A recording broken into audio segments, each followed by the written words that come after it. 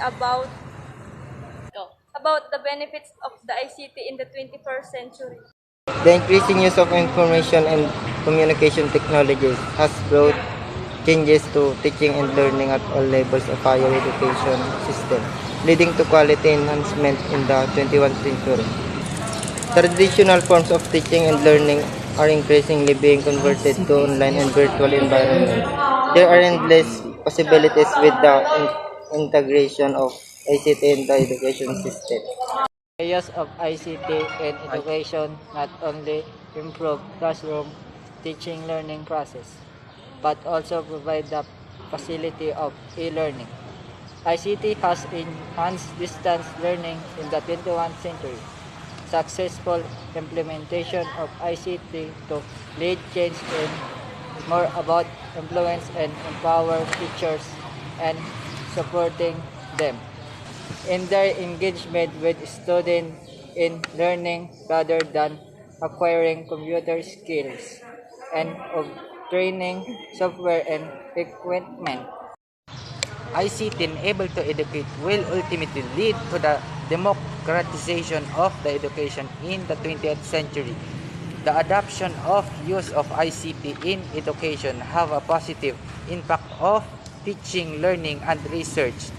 ICT can affect and the delivery of education and enable whether access to the same. In addition, it will increase flexibility to the learners can access the education regardless of time and geographical barrier in the 20th century. Similarity, whether av- av- in addition, it will increase flexibility so that learners can access the education regardless of time and geographical barrier in the 20th century. Similarity, whether availability of Similarly, wider availability of the best practice and best course material in education which can be shared by means of ICT can fortest can foster better teaching in and improve academic and achievement of students. That overall literature suggests that successful ICT integration in the education in the 20th century 21st century. ICT have become commonplace and titles in all aspects of life. Across the past 20 years, the use of ICT has fundamentally changed the practices and procedures of nearly all forms of endeavor within business and governance. Education is a very socially oriented activity, and quality education has traditionally been associated with strong teachers having high degrees of personal contact with learners. The use of ICT in education lends itself to more student-centered learning settings. But with the world moving rapidly into digital media and information, the role of ICT in education is becoming more important, and this importance will continue to grow and develop in the 21st century. Advancement in information and communication technology. The focus of this paper is examine the role of information and communication technology in higher education in the India in the 21st century.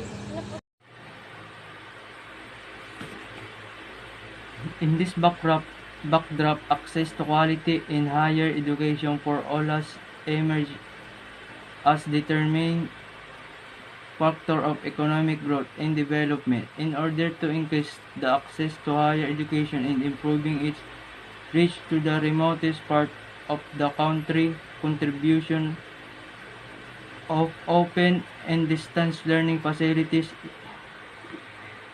is on increase. In addition, it is catering to lifelong learning aspiration, and that too at affordable focus, the last 2 decades have witnessed the inclusion of development in ICT in higher education system around the world. Even then, the challenge to develop a higher education system that is flexible and dynamic so as to holistically integrate the technology in the management and delivery of learning program is daunting. The focus of this paper is to examine the role of information and communication technology (ICT) in higher education in India in the 21st century.